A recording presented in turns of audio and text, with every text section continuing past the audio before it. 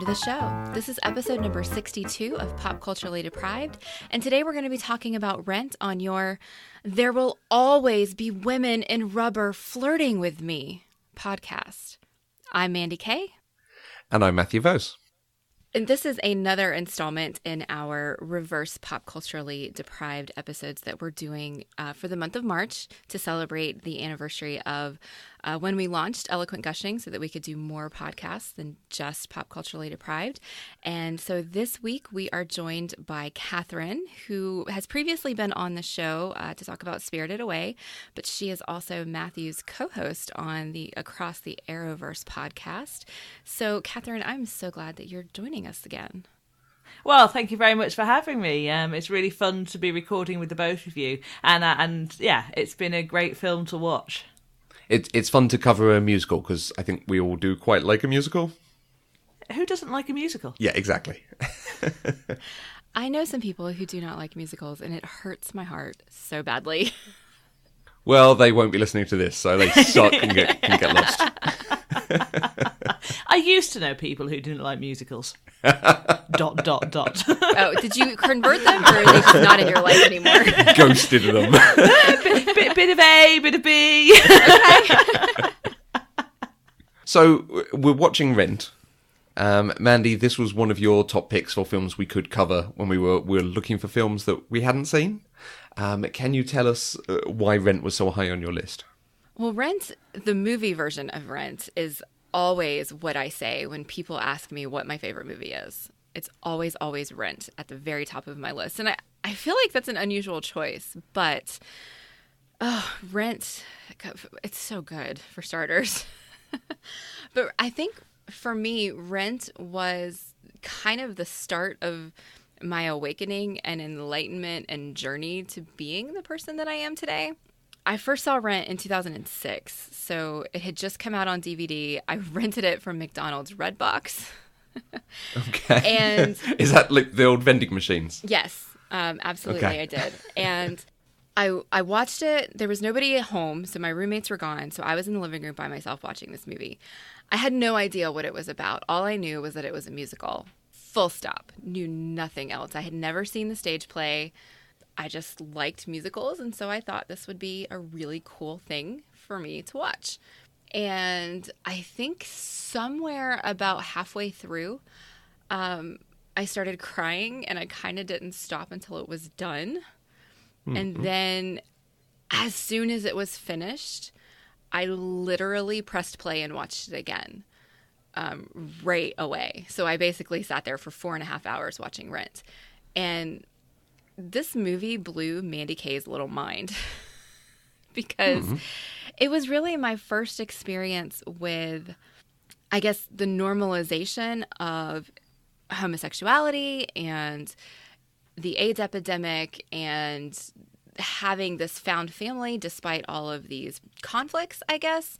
I saw this movie during the time when I was still very, very heavily influenced by my faith. And so these were things I had never been exposed to other than in church when they were teaching that those things were bad. And so when I saw them in such a positive light, the way they were portrayed in this movie, when you see family and love and happiness, despite all of the bad things that are happening, like my brain just didn't really know what to do with that. And it kind of opened my life to a lot of possibilities that I hadn't previously had.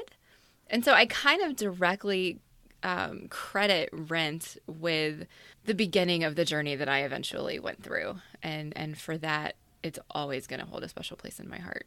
That's good. And that's a journey that I think leads to the last few years where you've realised there's a lot of this media and interesting things that you've not seen. So you're trying to see them and partake in the wider pop culture.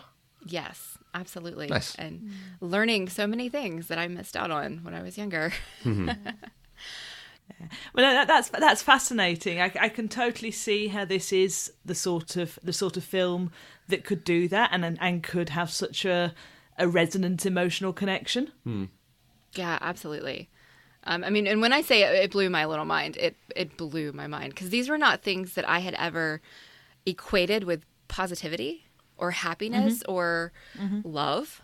And so to see it presented in that way kind of rocked my world and showed me that the world was bigger than I thought it was.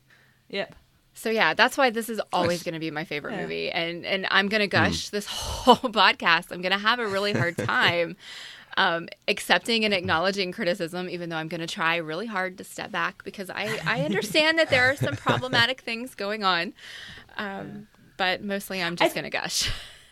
I think also, though, there are films that you watch and you're introduced to at different stages in your life, and the amounts that a certain film would resonate with you is different depending on who you are at the time that you watch it. If you know what I mean? So I can totally understand exactly what you're saying about this film having resonated with you so strongly when you first saw it in 2005. Partly because I think I was watching the film, I was just thinking, my goodness, if Cathryn had seen this stage show when it was first on stage, and possibly even if I'd seen the film when the film was first out, I think my initial reaction about being able to place myself within the film is probably the wrong word, because I don't know that I could ever place myself within the film, but my initial emotional reaction to the film would probably have been quite different to almost 40 Cathryn. Almost, not there yet. Almost 40 Cathryn's initial instinctive emotional reactions to the film, which I find quite interesting, because I think there's different films and there's different productions and stuff that were my sort of first introduction to different aspects of life and the world that happened 10, 15, 20 years ago, whenever, those films have resonated with me so strongly and still do now, that I can acknowledge that if I saw them now, I probably wouldn't have the same first reaction to them. Right. Sorry, I'm labouring a point that I've now disappeared as to. I am not entirely sure where I was going with that, so I'll stop talking. Yeah, I have that same feeling about something like Rocky Horror Show that I saw as a young teen and was, this is a world that's fundamentally very different, but treating things in an exceptional way, as well as being a great musical. Yeah. Can you guys tell me why you never watched Rent before, especially after belaboring the point when we first started chatting that you guys love musicals? How did you miss this one? No idea. But I do think there are certain musicals that are very, very important to the sort of the music-going population in the US that are not quite as key in the sort of the musicals that we're aware of in the UK, which I know seems a bit strange because a lot of the time our pop cultures are very much overlapping and synonymous. Synonymous is the wrong word, but anyway, very much overlapping. But I think Rent and I think Into the Woods are two musicals I place in the same category that almost all of my American friends that like musicals 100% aware of these right from the very start, whereas here in the UK they are sort of slightly more periphery musicals, maybe. Okay. So, but yeah, now I've no idea why I didn't watch it. Having watched it, I'm watching it going, why did I not see this at the time? This was entirely within my key sort of things that I like to watch. And normally when that happens, I go, that's because that's when I was living in Japan. This wasn't when I was living in Japan. I was merrily ensconced in London. I suspect it was possibly because I had my head buried in a tax book because I was right in the middle of my professional exams at that point, and quite frankly, I had no life. But, okay, that's fair. I think in the same way, it's the songs in this are not songs that I see coming up in other references or, being referenced in places, being done in choirs that you see people covering. Okay. So, and it's usually the songs that draw you into, something like Chicago. I've also not seen Chicago, but I am very aware of it. I'm aware of the film, which is I think about this time, and the songs because it was popularised outside of just the film and the stage show. I also suspect this probably did not have a huge run in England. Okay. Compared to how it did on Broadway. Yeah, that's interesting. It didn't even occur to me that it would be different in the UK and the US because, this is the 11th longest running Broadway show in the US.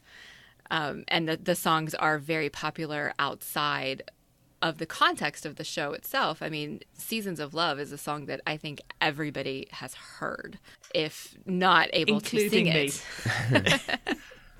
I think I've heard it, but I'm... No, I had definitely heard it. I didn't know it was from Rent. Okay, that's fascinating to me. Yeah, but I think I think there's more of a disparity between the UK and the US for musical theatre than there is for movies.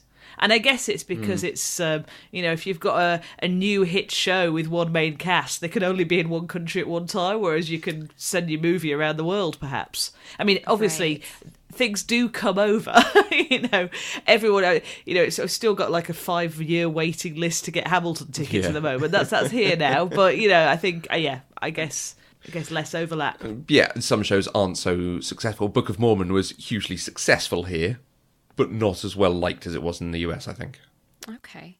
And even just looking on Wikipedia, the initial run in the UK was about a year, and the revival since has been a production called Rent Remixed, set in the present day with some changes, including Denise Van Outen as Maureen.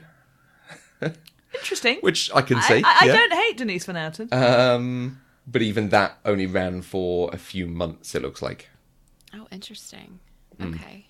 Huh. So basically, we missed out. Yeah. Yeah, you really did. So I was going to focus my history and production information just on the movie adaptation, since that's what we're talking about. But I do want to take a minute just to talk about the stage production, because I feel like it does a disservice to it not to at least talk about Jonathan Larson a little bit, who wrote it, and kind of how his death impacted the premiere of the show. So Rent is a rock musical that premiered on Broadway in 1996, but it did premiere off-Broadway in January of 1996. The first preview performance off-Broadway was scheduled for January 26th of 1996. Jonathan Larson died unexpectedly on January 25th. And that's awful. Yeah, he had an aortic aneurysm, and it was completely surprising. Like, nobody expected it. And what they did was they decided to go ahead with the show on that premiere the next day, January 26, 1996. But they had decided to do it rather than doing a full performance. They did it as a reading. And so they didn't wear costumes. They just kind of, the stage performance is basically 3 steel tables in the middle of the stage, and they work around those. And so basically they were all sitting on these tables just reading and singing the songs. And then by the time they got to La Vie Bohème, which is one of the most upbeat, if not the most upbeat song in the show, they just kind of couldn't contain themselves anymore, and they burst into full choreography, and they did the rest of the show the way it was intended to be done. And when they finished, there was dead silence in the theater.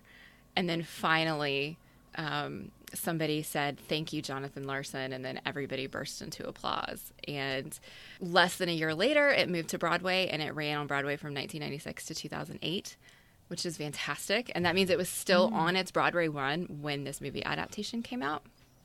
There was an interesting note about that second production where they were doing it sat on the stage, and people talking about it was Anthony Rapp who actually got up to sing La Vie Bohème. And the way he talks about it, it sounds like it was just a technical thing. You can't sing that song if you're sat and compressed, as it were. Right. Because when he then talked about it, he talked about how he was impressed with Jesse Martin getting through the funeral, because the angel's funeral, because everyone was actually quite tearing up at that point. And when you are crying, your throat is restricting. But the singing he had to do is very open singing, but he still managed to get through it. And he was impressed with that side of the performance and not thinking about his own, what he'd done in leading La Vie Bohème.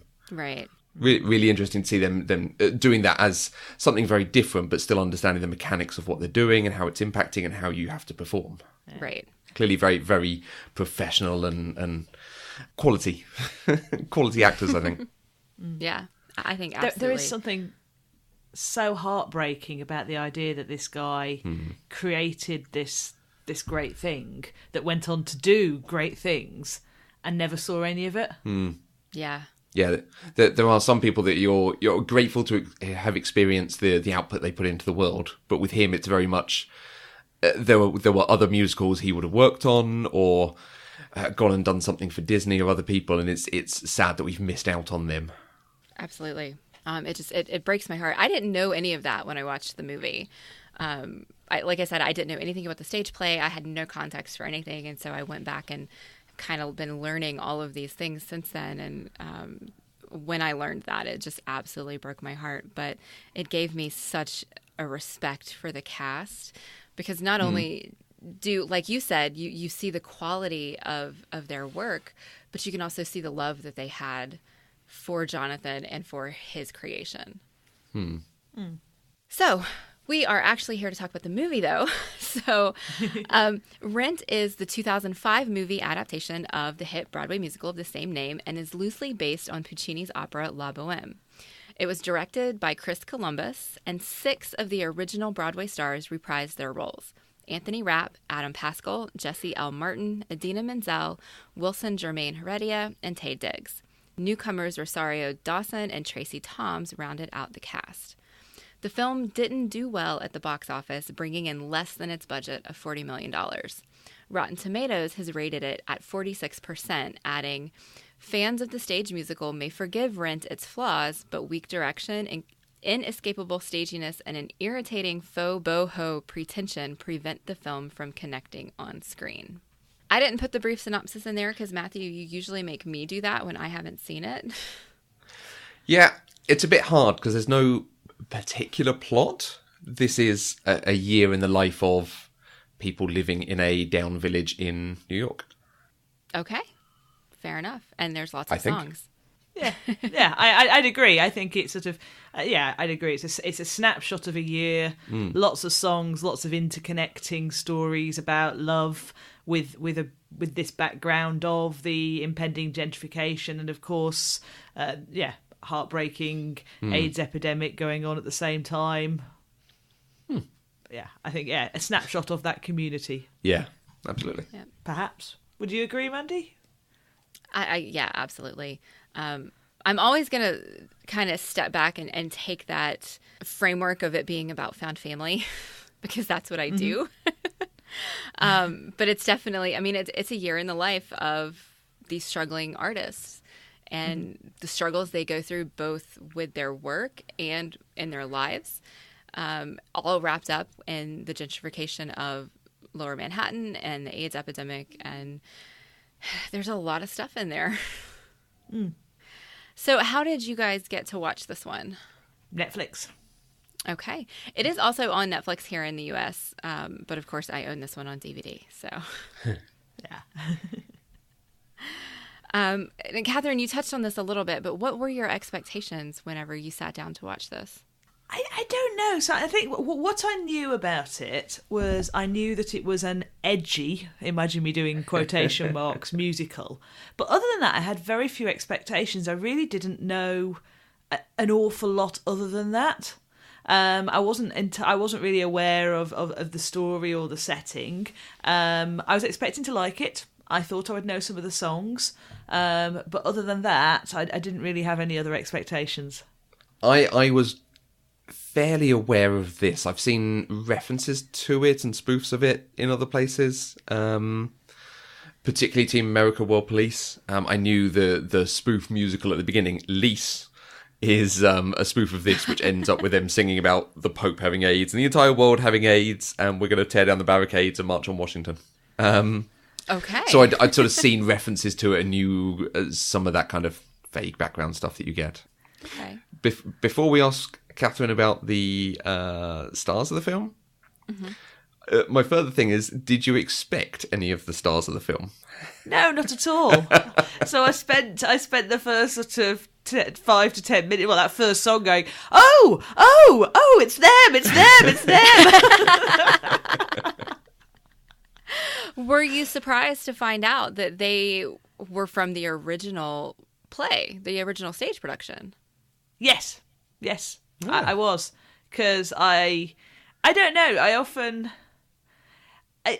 I don't often expect that the stage actors to cross over into the film when there's a film adaptation, because I think obviously both TV and film acting and stage acting are both amazing skill sets, but there's not that many people who en masse can cross over and execute excellently in both mediums, I think. Mm-hmm. And these folks definitely have been able to do that. I think the only one of this cast, there's two that I haven't seen on television are Adam Pascal and Wilson, the guy who played Angel. Everybody else I have seen in movies or on a TV show. Which one was Adam Pascal? I'm sorry, I'm so rubbish with names. I forget Roger. Which actor is which. He was Roger. Fake Bon Jovi. Oh, yes. No, I've not seen him either. Although I did actually get to see him perform in a stage show on the touring cast for the Broadway show Something Rotten. Adam Pascal plays Shakespeare. And that show came to Durham last year, and so I got to see it. And our seats were far enough back that I couldn't really see his face, but I recognized his voice, and I was like, I know who that is. And so then I opened up the program and was trying to figure it out, and I was like, oh my God, that's Roger. And I was just so happy that I got to see him perform live in something. Right. Nice.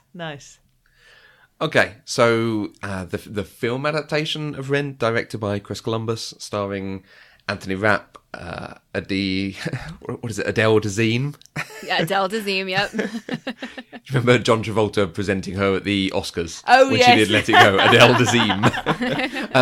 Adina Menzel, Jesse Martin, Rosario Dawson, Taye Diggs. Okay, so Anthony Rapp, of course. Star Trek awesomeness. Now, that was the first time I've ever seen... Well, Star Trek is the first time... Oh, no, I'm not going to say that's the first time I've ever seen Anthony Rapp, because Matthew's then about to tell me all of the other times I've seen him. It's the first... Star Trek, this last Discovery, is the first time I have been aware of seeing Anthony Rapp. Okay. I'm so bad at this. Like we play this game all the time. So where have you seen this person before, Catherine? And I never know.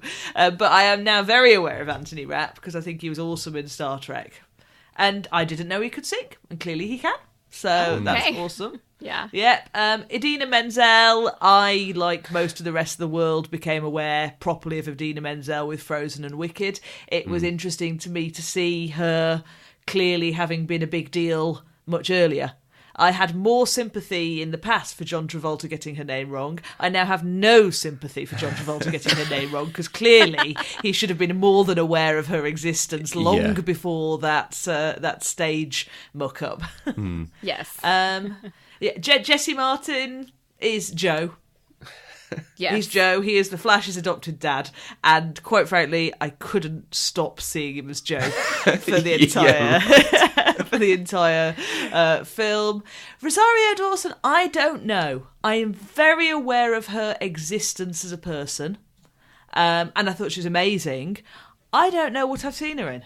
Have you seen Daredevil? No. Okay.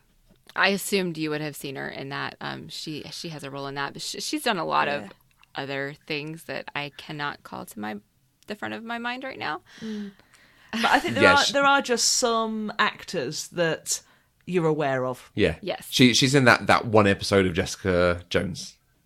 Oh, that's right. Because she's the nurse from that series. But I suspect I'm aware of her name from reading celebrity tittle-tattle magazines when getting my hair cut as much as anything. I don't know. I'm just aware that she exists. Taye Diggs, I recognise his face. Mm-hmm. Don't know what from. He was in the updated version of House on Haunted Hill, if you ever saw that. No. And he was the lead, one of the leads in the Grey's Anatomy spinoff Private Practice. Ah, yes, that will be it, because I love Grey's Anatomy.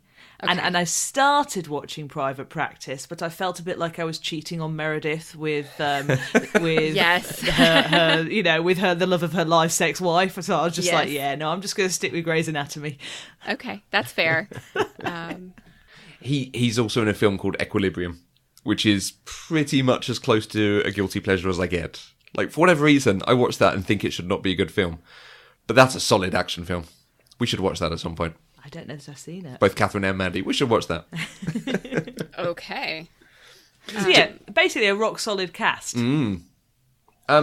Chris Columbus, director of Home Alone, the first 2 Harry Potter films, various things.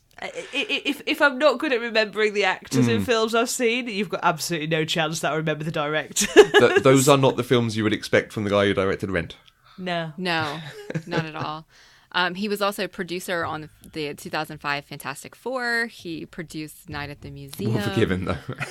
I like Night at the Museum. Yeah. He directed Christmas with the Cranks, Matthew. Oh. Nope, sorry, he wrote it. He wrote it. He was a writer, Okay. not a director. Okay. Having read the book this past year, he did not write it.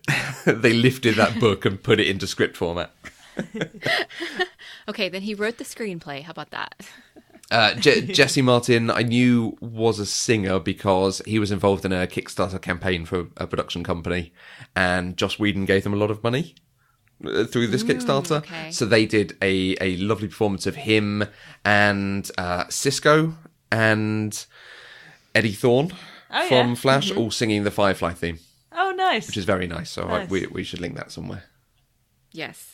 Yes. Those 3 sounded amazing together. Their harmony was pretty spectacular.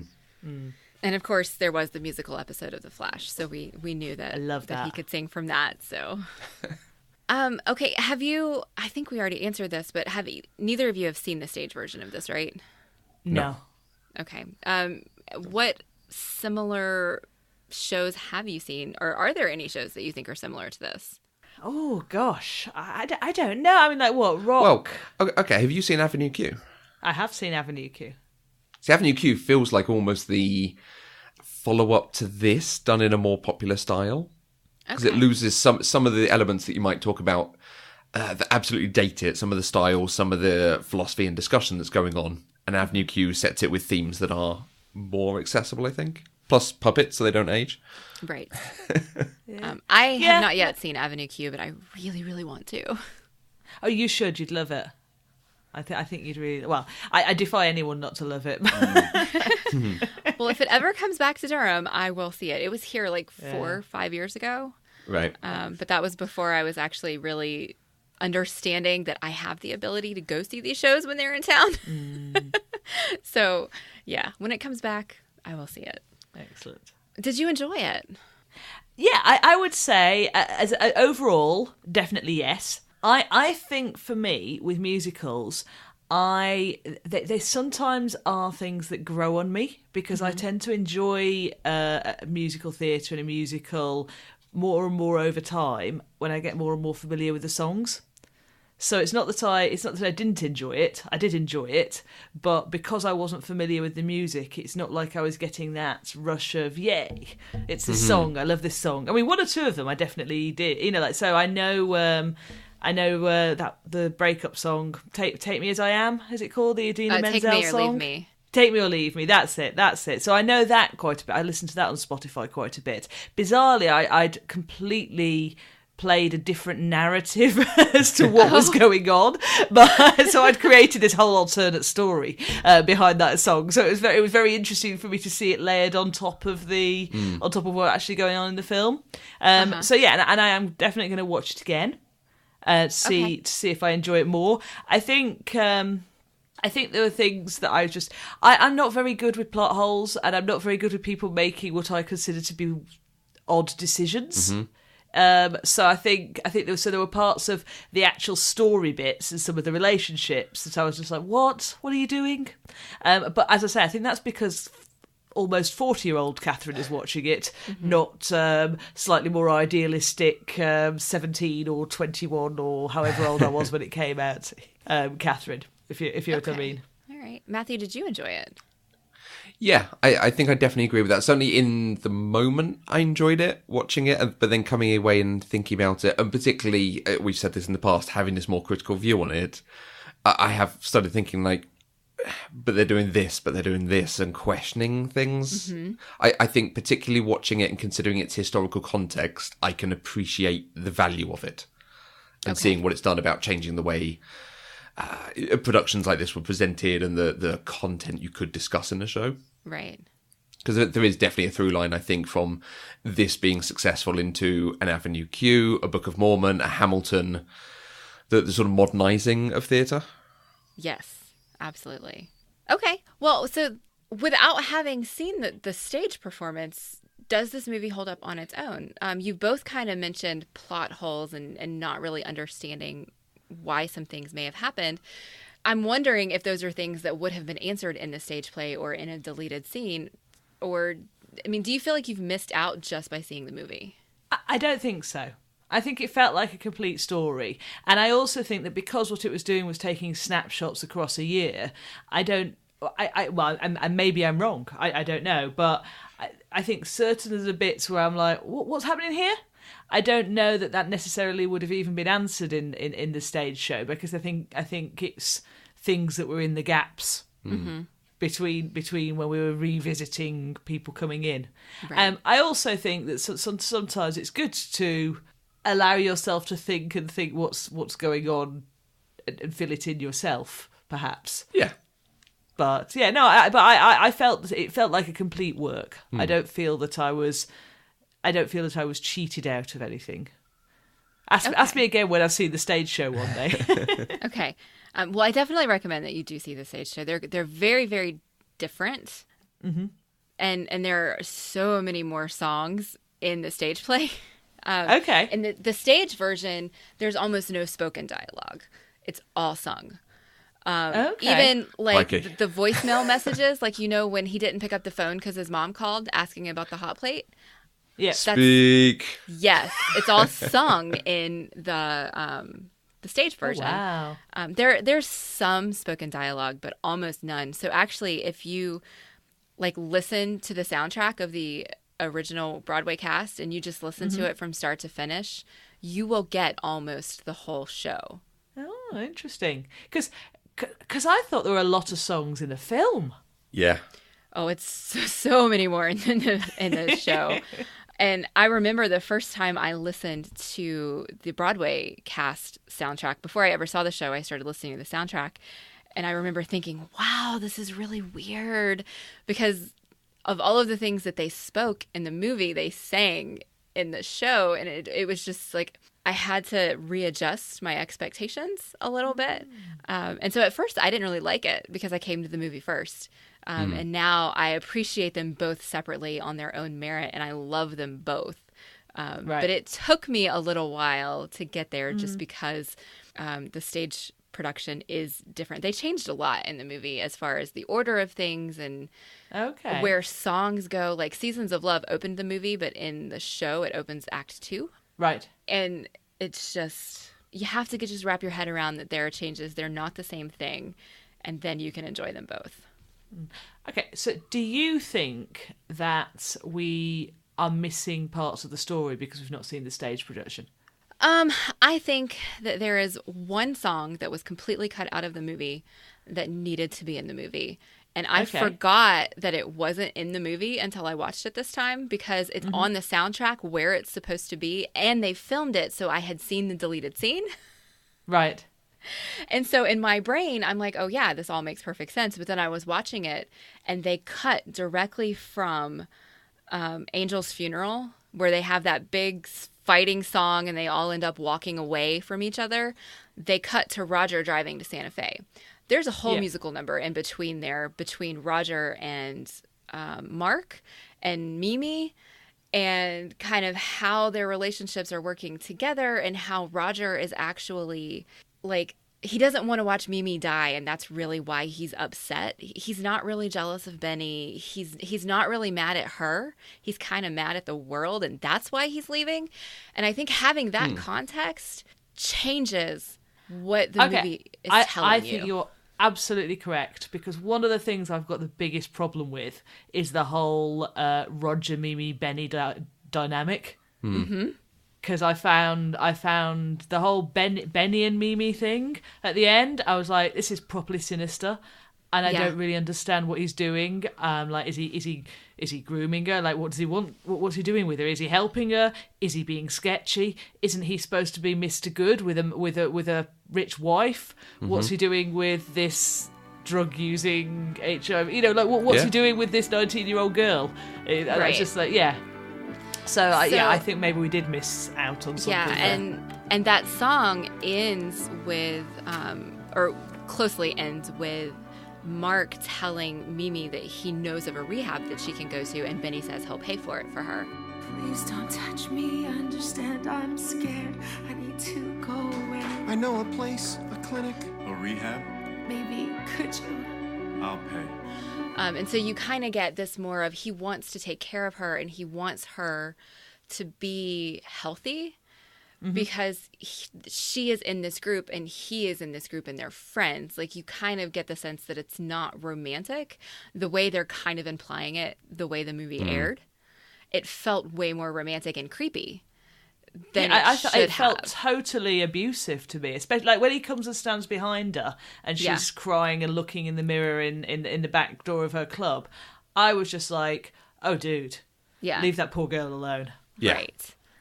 So in the stage production, you get far less of that. And in the movie, if they hadn't cut that whole song, it's called Goodbye Love. So I will link to it in the show notes, and I'll send it to you guys so you can watch it and see if it helps at all. Because there's this whole thing, like Mark and Roger are kind of fighting with it too, because Mark doesn't want Roger to leave and Roger's leaving. And it just gives more depth to what the characters are actually feeling. So that is the only thing that I think you missed, really, from not seeing the stage play.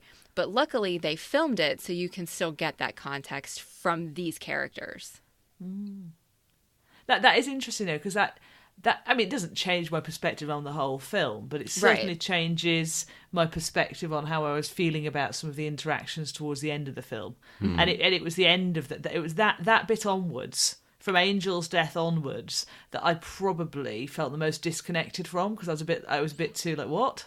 What's happening now? What are you doing, dude? Okay. Yeah, and it felt completely rushed, because it just jumped from, okay, Roger left. Oh, by the end of the song, he's back, and now Mimi's dying, and he's singing a song, and oh wait, everybody's happy.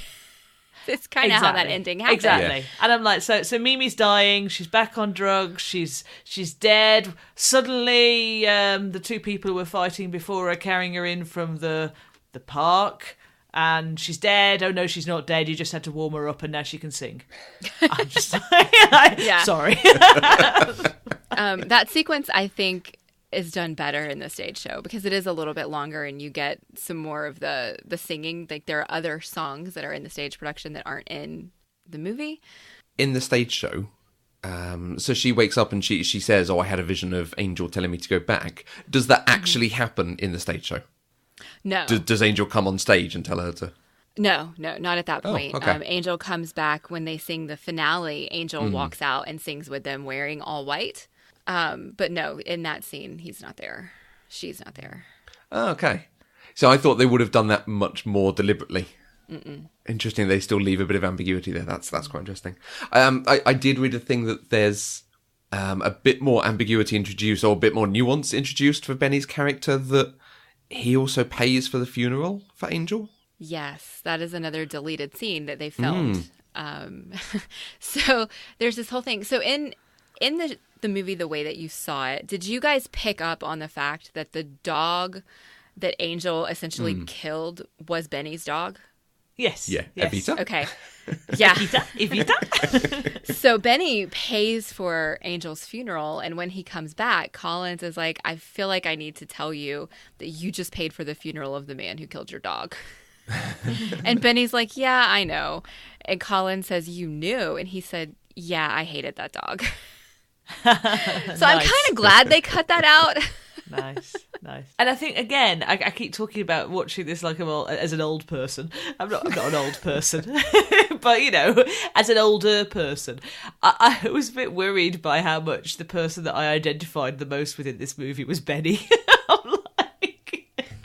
And I think think it's just like, and I was watching this going, I know this is not supposed to be what I'm doing, but it was. Well, I mean, that's interesting though, because I wonder, the movie really does work really hard to portray Benny as a villain. And so I was curious if you really think that he is the villain that the movie says he is. And we also had a question on Discord from Eurydice. And she asked, if you're completely new to Rent, how do you feel about Benny? Do his actions deserve the reaction from his former friends? And it sounds like you're kind of relating more to Benny, and so you're not feeling so negative towards him.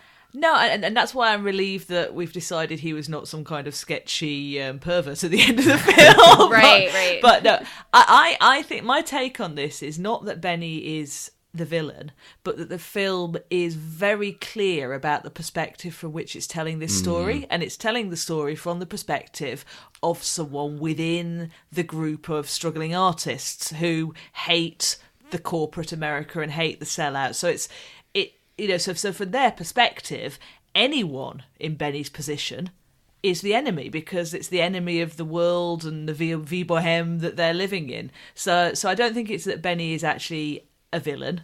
I think it is that the film is just very rooted in the perspective of people that are not liking what he represents in his world and just want to be left to live their boho artistic lifestyle.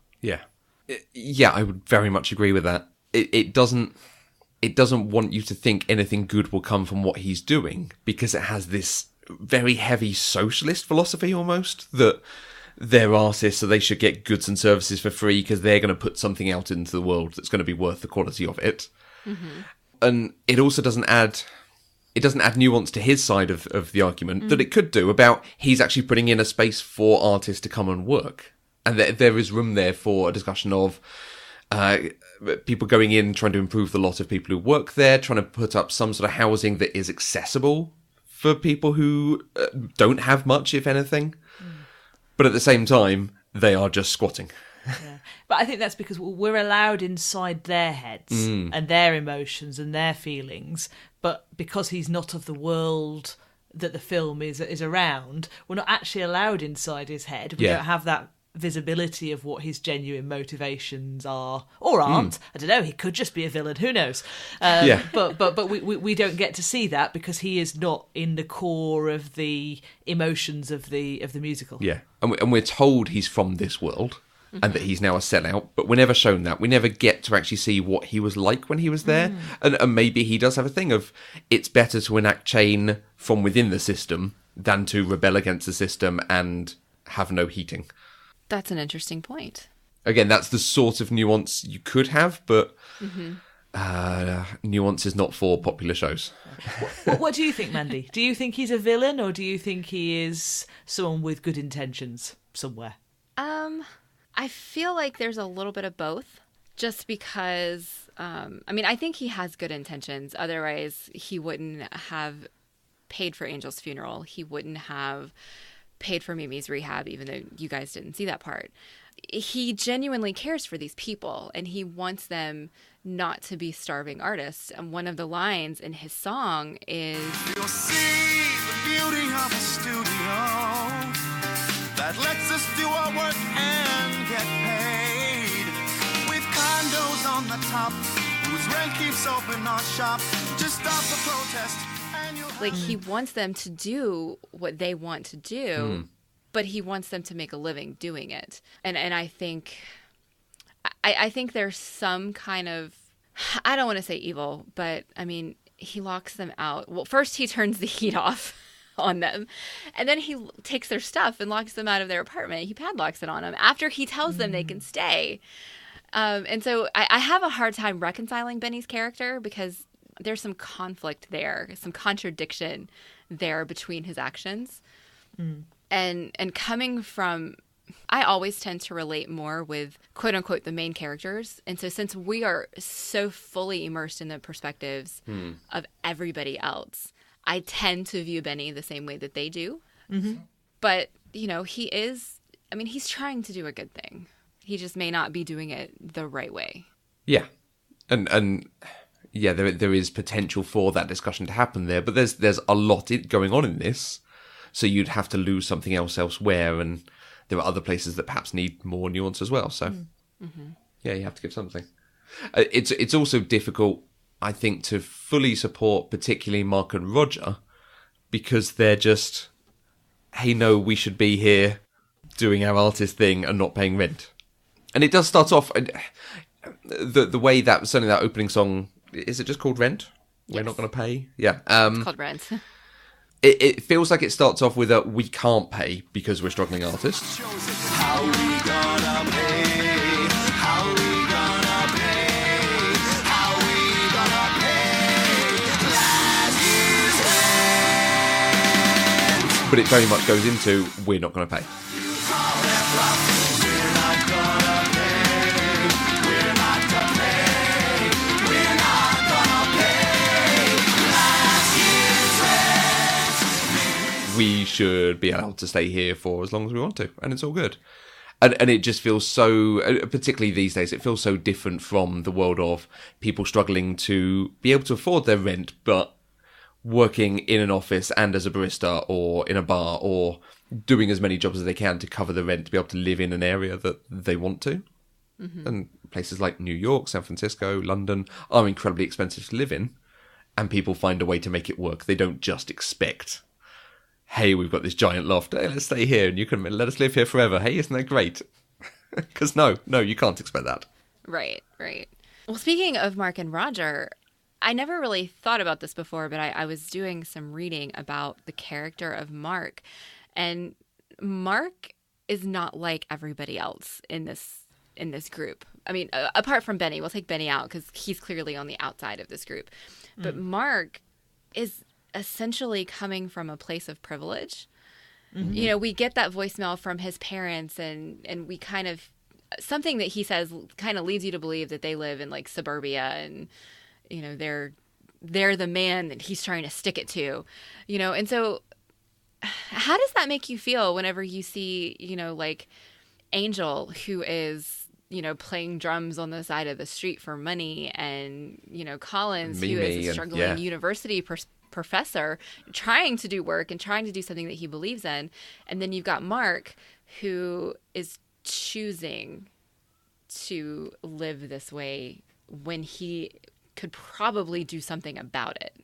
Yeah, I mean, I think it's not an uncommon theme or an uncommon characterization. You know, it's like, I don't know if are you aware of the band Pulp? I am not. Probably not. It's a very British band. They did a song in not a dissimilar time, actually. I remember listening to it when I was studying for my A-levels, yeah. So that would have been 96.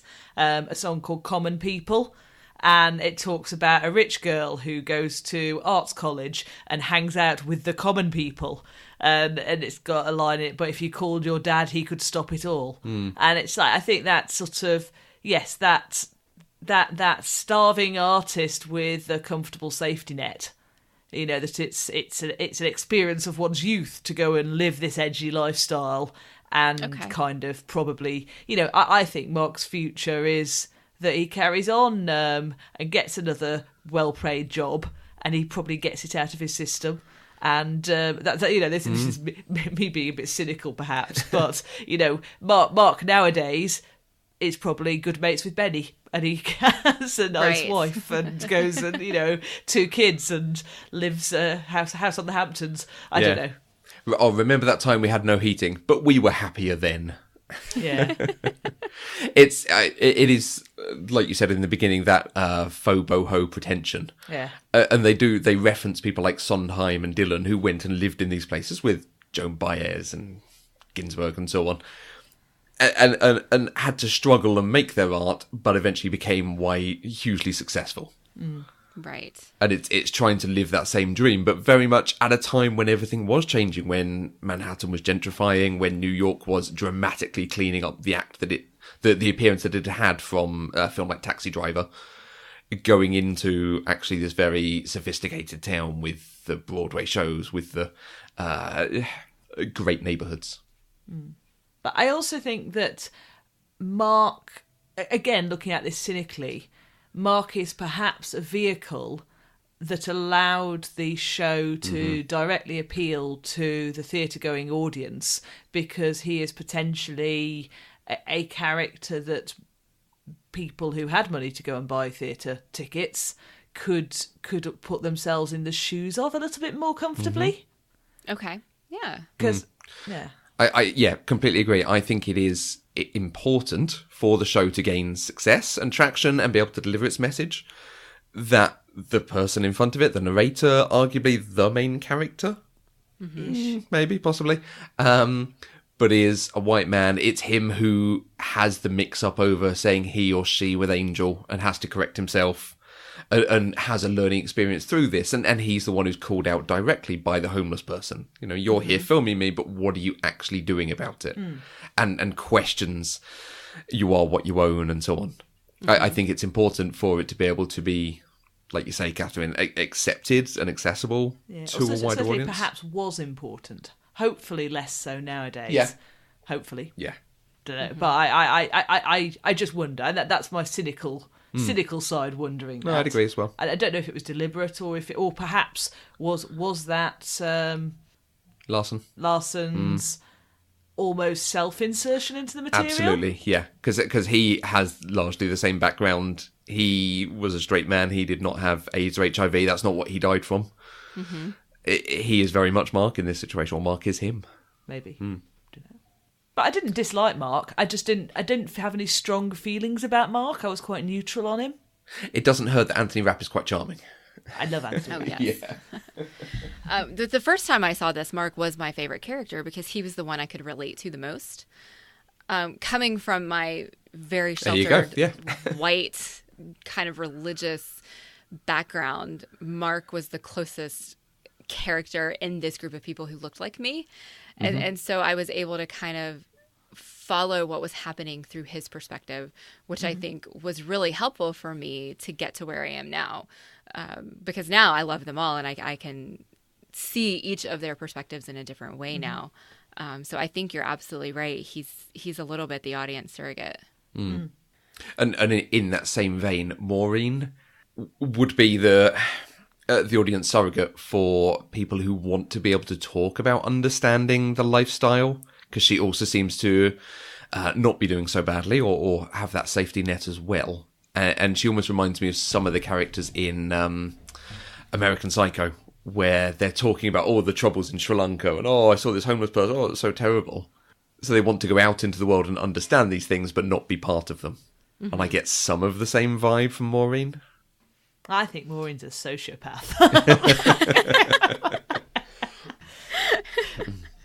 Maureen's the sort of person you invite to a party because she's fun and she livens the room up, but you do not trust her. You do not want her in your close friendship group.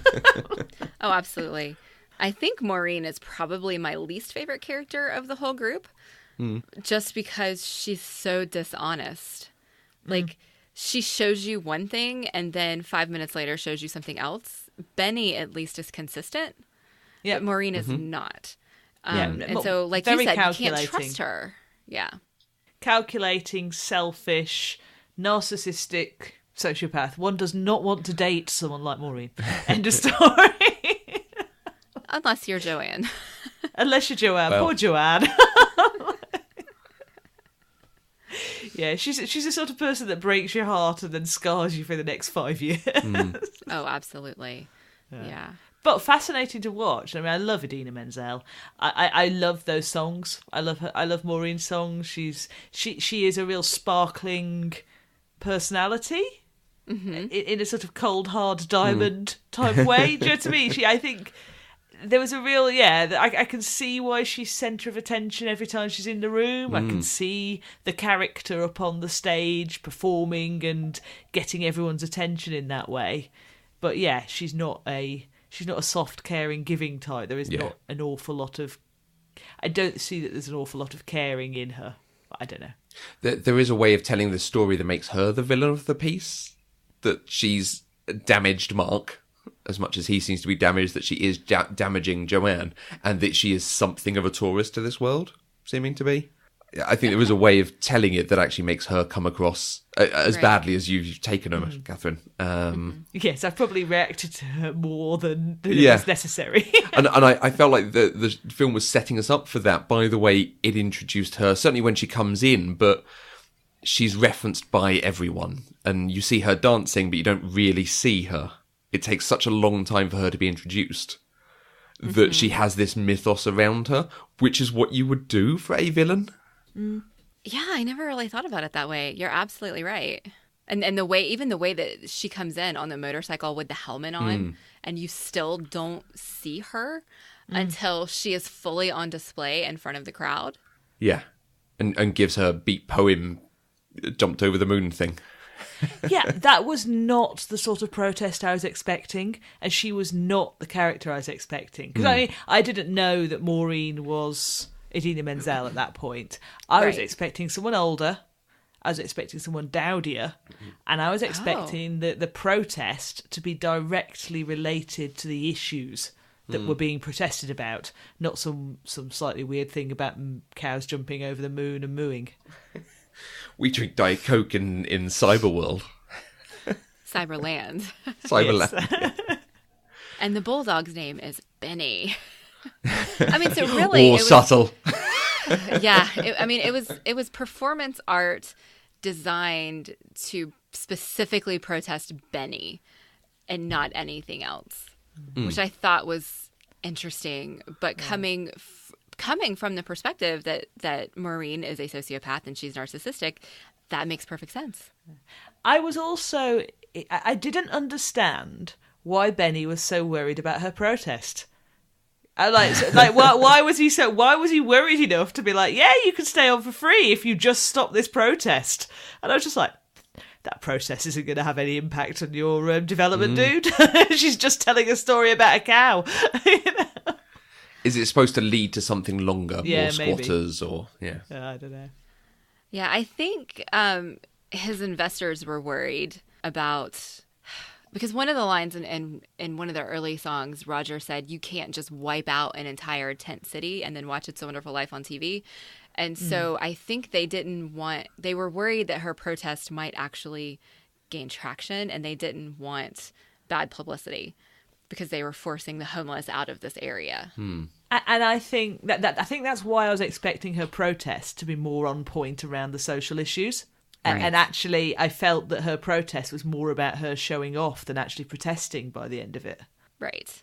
Yeah. But then I am obviously viewing Maureen with very critical eyes, perhaps. Don't know. I felt the same. And we did watch this separately. Yeah, true. Okay. Now, did either of you actually moo with her? I did not. No.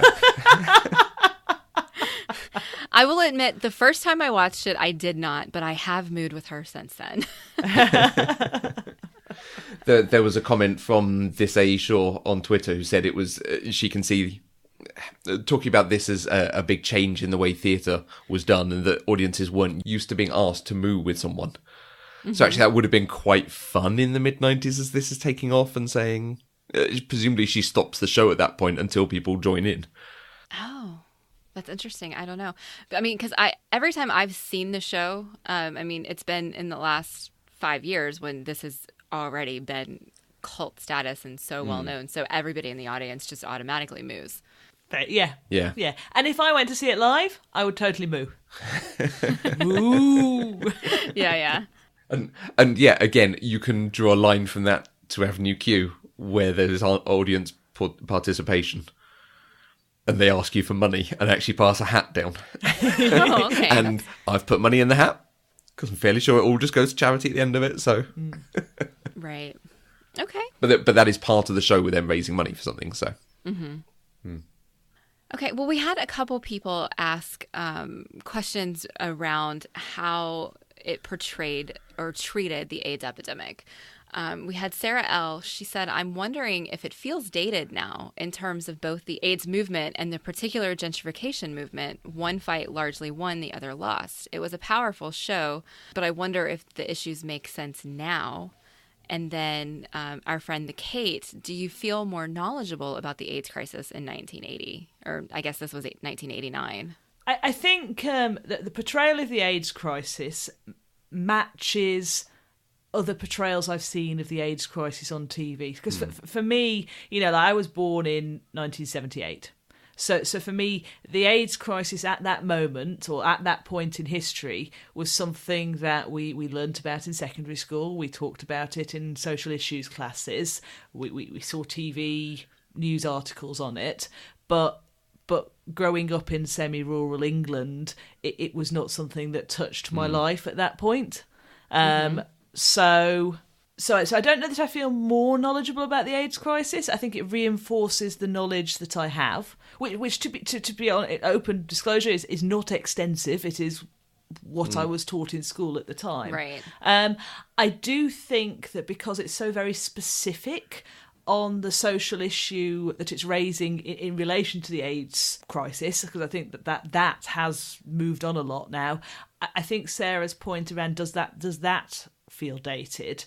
I think it does. But that's not necessarily a criticism, because it is a show designed to snapshot a particular moment in time, but it does very much link it to that time, which might mean that it would connect less well with a modern day audience, or today audience. Like, if they were reviving it, I would be interested to see. Let's say if they do a remix and a new revival coming to London, I would be very interested to see them refresh the show to try and bring in something that is a real crisis issue today. I don't know if that's even possible, but that would be interesting. In terms of gentrification, I think that's an ongoing issue. Just possibly not in exactly the same way, the same blocks. I mean, it's something that we see in London a lot, because, like, housing in central London is in huge demand constantly. And sort of even today, you're seeing the price bubble area of the London housing market get further and further out. And more and more communities seeing that people that have grown up in those communities can no longer afford, or even dream of affording, to buy a property in that community. I mean, I know that's a different gentrification, I guess. It's not sort of getting rid of a tent city, but yeah, I think that's an ongoing challenge for a lot of communities. And yeah, both of those issues you mentioned about the social issues and the way it addresses them with the gentrification and the change to a tent city. Both of them, it's not addressing the social issues; it is normalizing them and discussing them in some ways, in the same way it does with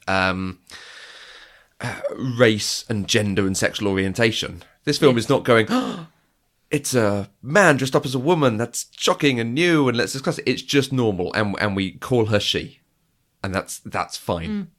And that's a good way to absolutely to normalize it, to have it accepted by the wider culture and the wider society. It does a bit the same for people with HIV. There were films like Philadelphia and other things on TV that were portraying this and going into deep things about how you should deal with someone who has HIV. How can you contract it and so on? This is not doing that discussion, but it's doing, here's what they're going through. Here's them not wanting to lose their dignity.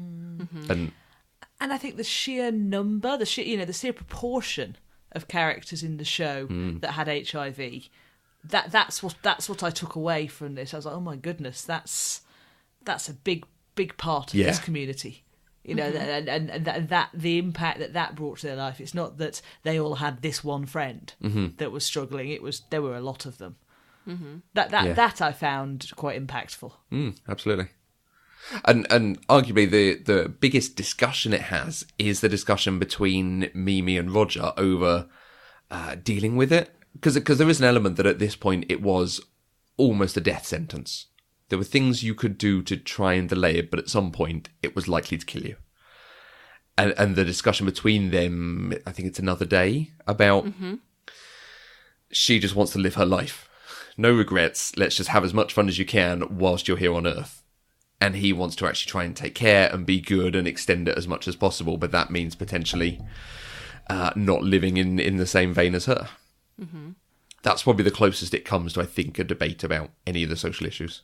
Yeah, I think you're right. All right. Well, before we start getting into our favorite bits, we do have some kind of fun questions from some of our listeners that I want to go through. So our friend Abby at this A.E. Shaw, she said, I would love to know how you enjoy the songs in the film compared with the stage, which you guys can't answer, but I can. And is there any particular one that you think stands out as significantly better in the film? And I kind of touched on this already. I like the songs in the movie better, but that's just because I heard them first. And I also significantly prefer the voices of Rosario Dawson and Tracy Toms to the women who played Mimi and Joanne in the original cast. And that's just a personal preference, I think. And that's why I think like Take Me or Leave Me is so fantastic in the movie. And it's not quite as powerful to me in the stage version. I wonder which one I've been listening to. I might have to investigate. Yeah, I would be curious. Curious to know. To be honest, though, I didn't even realise it was two people. I just thought it was all Idina Menzel. So Nope. I'm definitely going to investigate. Yeah, I suspect it's the film version because they do sound fairly similar. Not as much Yeah, as Mark they and do. Roger. Like, if Mark and Roger are singing together, they just sound like Anthony Rapp to me. Okay, that's interesting. All right. Our friend, the Kate at I Do Human Things, she had a couple questions. First, be honest, Angel in drag, prettier than anyone you've ever met? I liked Angel as a character. Angel was probably one of my favourite characters. Nice. I thought there was a real genuineness to Angel, and an Angel in whatever she was wearing, whenever she was wearing it, was awesome. I agree. And I think beautiful woman and also beautiful when not wearing the wig. I loved it. Yeah. I actually liked it when she was almost downplayed during La Vie Boheme. I think it's basically like a sweater-skirt combo. And it just Right. works. It's just ordinary. It's not over the top. It's not doing, RuPaul's Drag Race the type end of the spectrum. It's just, this is her. And again, it's normalizing and accepting. What were your thoughts of Angel when she was officially properly introduced to us with the song Today for You? When she comes in kind of wearing the Santa dress. Is that the Akita rap? Platforms. No, I think that's after Yeah. the Akita rap. Yeah, no, that's what- the- when it's the when Akita she's a song. Santa. I just thought she was fun. Okay. Yeah. Okay. Yeah, it's terrific. I think it helps that is an excellent song. That is a good Yes. introduction for the character. Yeah. Okay. Kate also asked, at which point did tears well in your eyes? Or did they? They didn't. I mean, I think there were definite points with which had an emotional reaction in me, and that was mainly around Angel and Angel's death. Right. It did have, it did have an emotional reaction. It did not make me cry. Okay. Matthew, do you ever cry when you watch movies? This did not. No. Okay. It All didn't right. do anything like Rain Will Make the Flowers Grow. That's a sad moment in a musical, so... Okay. The first time I watched this movie, I started crying during the Will I Lose My Dignity song. Will I lose my dignity? Will someone care? Will I wake tomorrow from this nightmare? That's a because- very emotional moment as well. It is it's Yeah. a very emotional moment, and it's not something I'd ever really thought about. And that's such a universal feeling for anybody who's facing death. Yeah. And it just it kind of broke me a little bit in a way that I didn't expect. And then I always cry at Angel's death, even when I see the stage play now. Like, I cry when Angel dies. Heart has expired. The last really kind of fun question comes from Jazzy at JawSpot7. And she asks, did 525,600 minutes get stuck in your heads immediately? And how many times did you have to calculate the number because it was annoying that the song was in your head, but you couldn't remember the correct digits? I still can't remember the correct digits.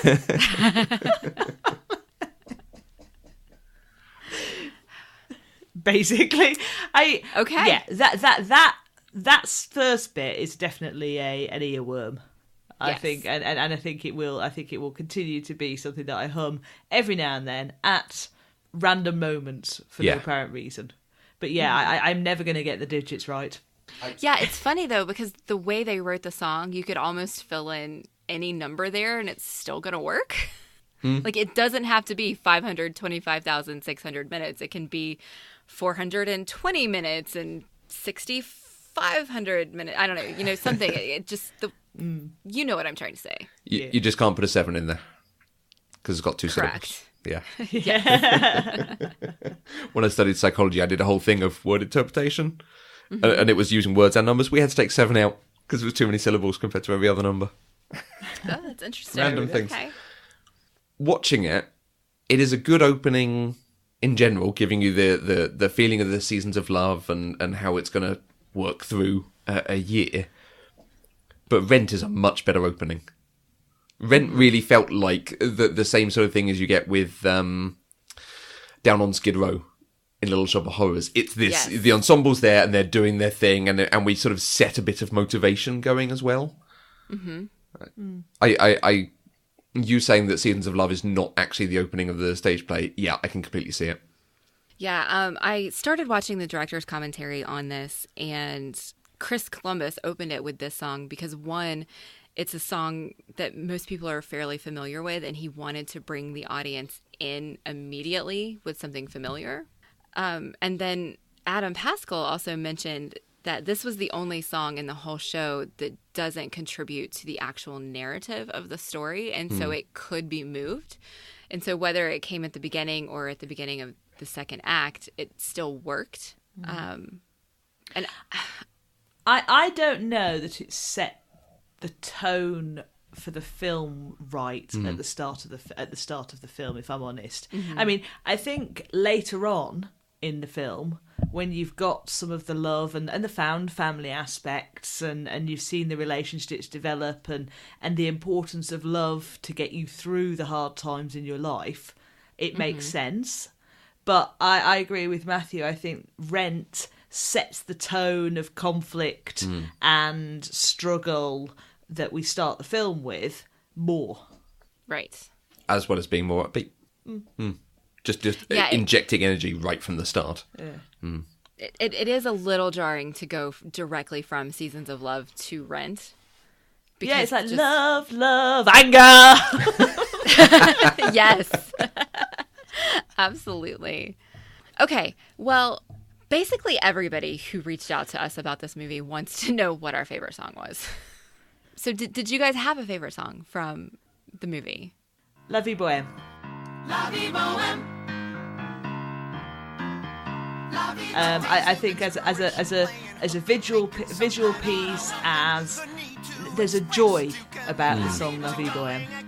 It saddens me that it's not something I'm going to be able to bash out on the piano and sing along to myself.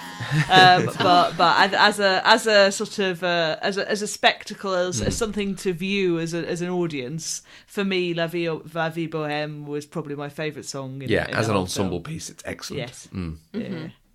It's almost a shame it's interrupted in the middle with the piece between Roger and Mimi. And then it goes back into La Vie Bohème, and then you get the conclusion because you couldn't have it as one whole song then. Yes. But it would be great to have, that's the one song to come out with. I think probably, same for me. Tango Maureen stood out as being an exceptional piece. I like a lot of the little jokes going on in there, where, like we say, with her doing her testing 1, 2, 3 and the back and forth about it being weird. But then I just love they both know how to tango, so they tango together and they talk about how they know how to do it. Then he has to do it backwards and he comments on it, and she points out to him, well, the backwards and in heels gag. You should try it in heels. Yes. And then it does that introduction of Maureen and the eyebrow lift as they take off their jackets. It's doing a lot of, quite a bit of heavy lifting for what we're going to see, as well as bonding, giving a chance to bond for these two characters who arguably wouldn't bond anyway. If you just introduce them as she's the new girlfriend and possibly the person Maureen cheated on him with, it would be a bit difficult to bond them later. Right. Now, Matthew, being such a fan of cinematography that you are, did you notice that during the fantasy aspect of Tango Maureen, it was largely one cut, like one shot? I didn't. I can believe it. I didn't notice if they do any swooping in, so any cuts behind someone's back or something. I think there was like one quick cut at the beginning and then another at the end, but the large middle section was primarily one cut with one guy with the camera like kind of swooping around the characters to reveal faces and stuff. I didn't notice that they were talking about it on the commentary, and so Nice. You know I don't notice those things. This is the problem with me watching it on an iPad in a hotel room in Manchester. Yeah. Gotcha.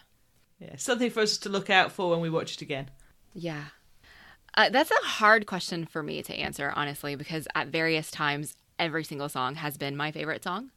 When I first started listening to the soundtrack on repeat, I went back and forth between La Vie Bohème and What You Own as my favorite songs. Mm-hmm. Now, I specifically love Goodbye Love. There's one line in that song that just gets me every time. I'd be happy to die for a taste of what Angel had. Someone to live for, unafraid to say I love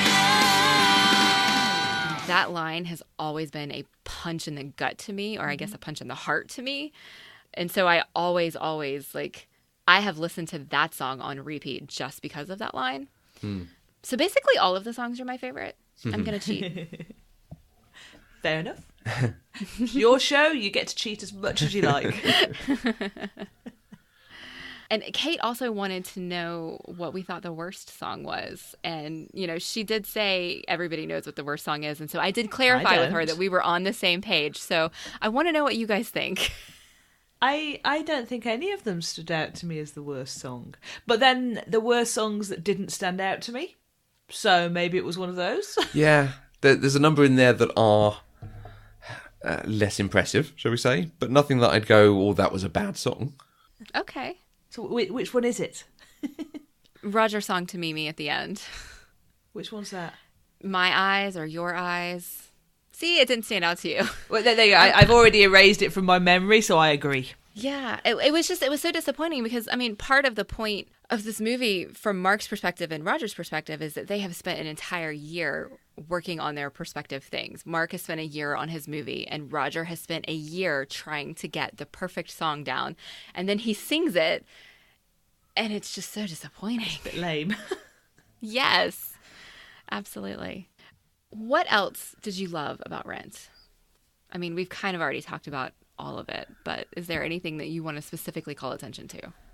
Oh, yeah, I liked, I really enjoyed Angel's stuff about the dog at the start. Yeah. And I think, what was the dog's name?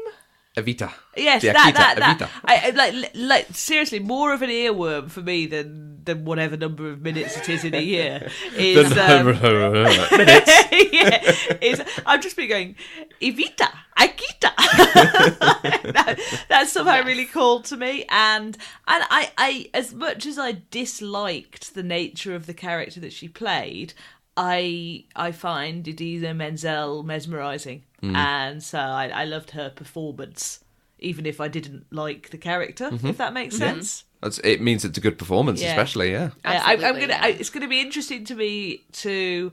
Because I've been listening to Take Me or Leave Me for at least the last 6 months on Spotify, because I've been toying with it as, is this a song I want to work on with my music teacher, perhaps to perform at our next showcase? And the answer to that is no, because I do not have Idina Menzel's lungs.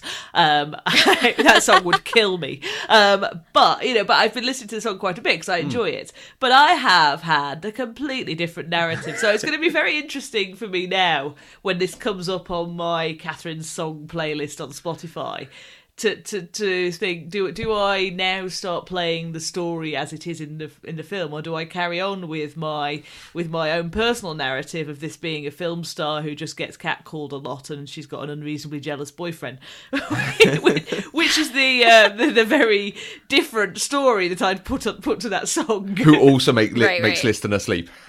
Yeah, I don't know. She's a mixed up character in my world. Nice. Watching it, I was surprised because I was like, oh, Idina Menzel obviously clearly works up to that, holding a note and lung busting songs, because I didn't feel like that's how she sounded watching it.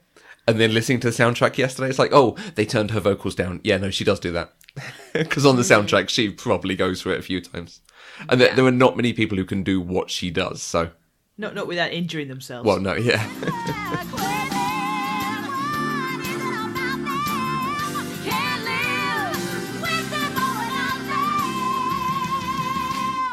And Tracy Thoms is a perfect counterpart to her in Agree. that song because Tracy Thoms can hit those notes too. Yeah. She was great. Just listening to her do those riffs in Seasons of Love.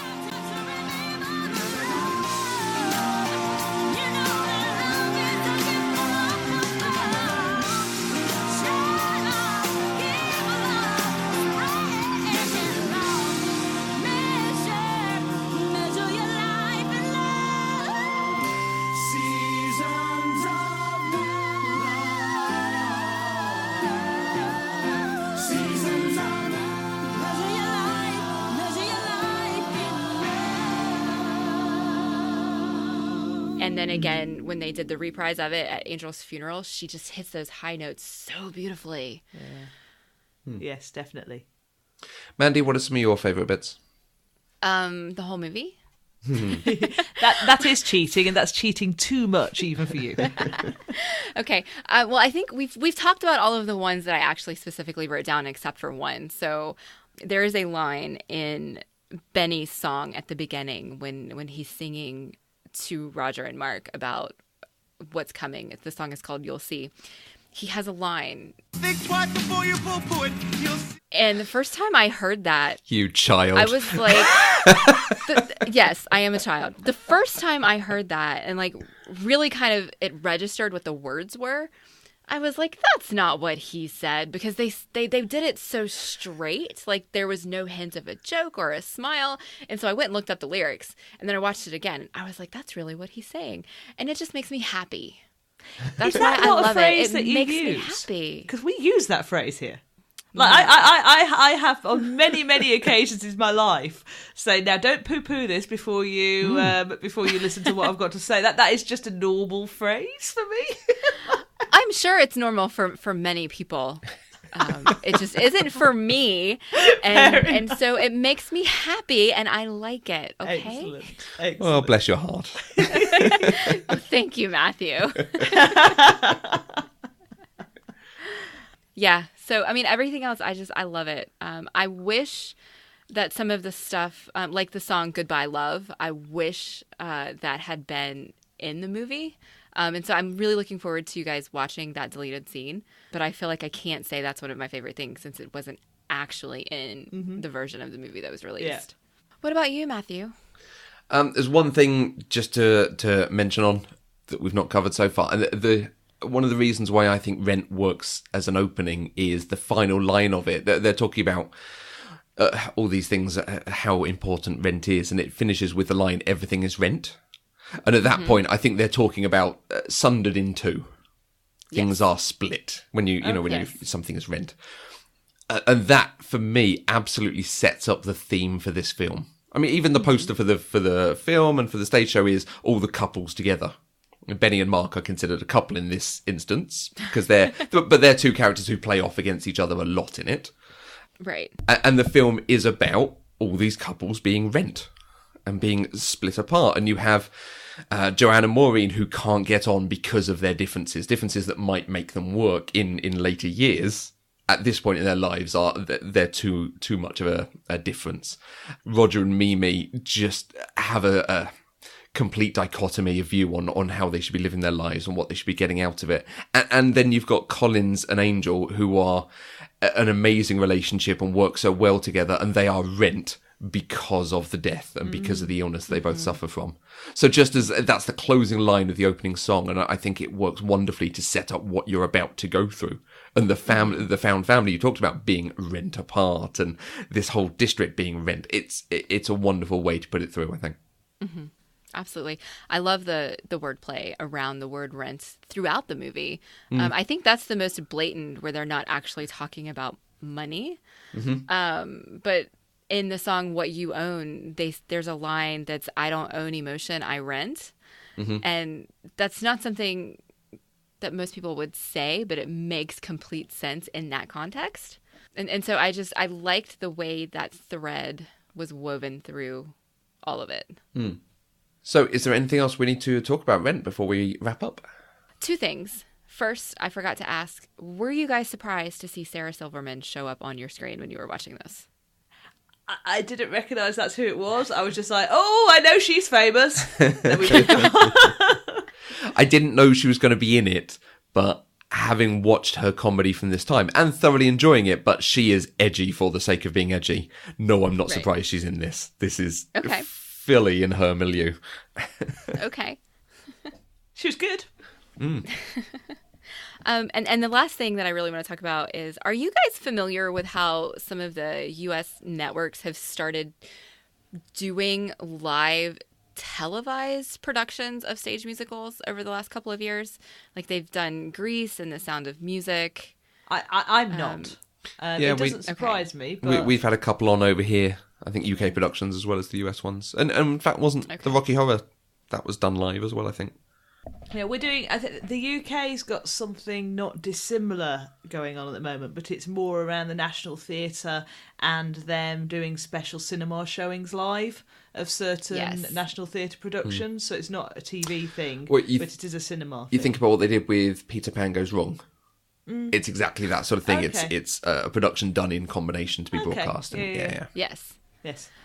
So they are, Fox is doing Rent as its next, well, I guess it's not the next one because they're doing Christmas Story and then they're going to do this one. Okay. So this will air on January 27th of next year. And I'm really, really excited about it, but that scares me because they haven't done a good job on any of the live musicals. None of the networks that have done them have done good jobs. Right. And that terrifies me, but I love Rent so much that I'm going to have to watch it. I think it's a challenge to film a stage show in a way that brings it home to an at-home audience as well as you would get in the theatre, because there's just something so magical about being in the theatre. And I think good adaptations embrace the media in which they're being done. Yeah. So just filming a live musical is probably going to be a challenge. I'm curious how they're going to do it, because the stage production of Rent is very minimalistic. Right. It's literally 3 steel tables on the stage and a few other props, and that's basically what they work around the whole time. And so I'm curious what they're going to do with it, but because if they're going to want to hold not people's hopeful. attention, they'll have to. Yeah. I think they'll have to up that. And I think this is one of the reasons I get so involved in a film in the cinema is I'm giving it all my attention. Like with The Best Will in the World, when I'm watching something on telly at home, it's got 75% of my attention at best. The other 25% is definitely fiddling around with some knitting, some crochet, sometimes playing on my phone, which is the bad thing, because then suddenly I realise I've lost a whole 2 minutes or something and had to rewind as I've got sucked into a sort of a wormhole on Facebook or something. But interesting. yeah. You'll have to flag it up to Matthew when we get nearer the time, because I'd be interested in seeing if we can access that over here as well. If there was a revival on the West End, would you want to see it? Yes. Okay. Yes, I think I didn't love Into the Woods when we saw it on film, but I was still interested enough for us to go see it when it came to the Menier, and it was interesting to see the production staged in a different way. Yeah. So I'd see it. Yeah, you can completely accept that the baker's wife, who is desperate to have a baby, is completely pregnant on stage in front of you, because you just make believe in the theatre. It's fine. Yes, that was amusing. She actually came out at the beginning of the production and said, "Okay, guys, I'm going to need you to act along with me here." Oh. She must have been 7 months pregnant She at was least. properly pregnant. I was very Wow. impressed that she was still able to sort of maintain her composure through a full stage show. Yeah. Okay.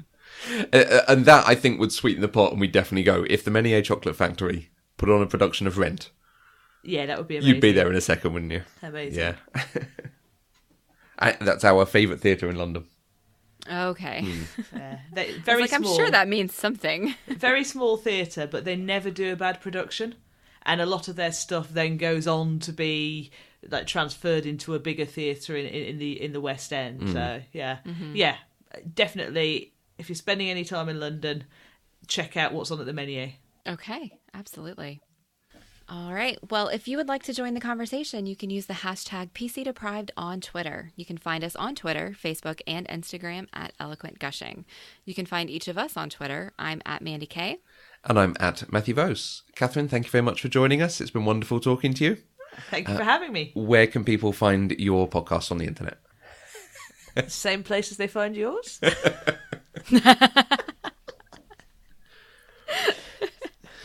Sorry, am I supposed to say something? No, that was perfect. We are 100% funded by listeners like you through Patreon, so anything you can give gives access to exclusive content whilst also helping to support the network and develop new shows. To find out more, visit patreon.com/eloquentgushing and visit the homepage eloquentgushing.com to subscribe to the weekly newsletter and find our other shows, such as Across the Arrowverse, where we discuss the DC TV shows. Hey! And to hear more of that, yeah. We'll be back next week with another episode of Pop Culturally Deprived, where we'll talk about Galaxy Quest with Dr. Kelly Jones. Until next time, I'm Mandy Kay. And how do you measure a year? In an unquantified number of minutes. In minutes. Pop Culturally Deprived is an Eloquent Gushing production. For more information, visit eloquentgushing.com or find us on Twitter at Eloquent Gushing.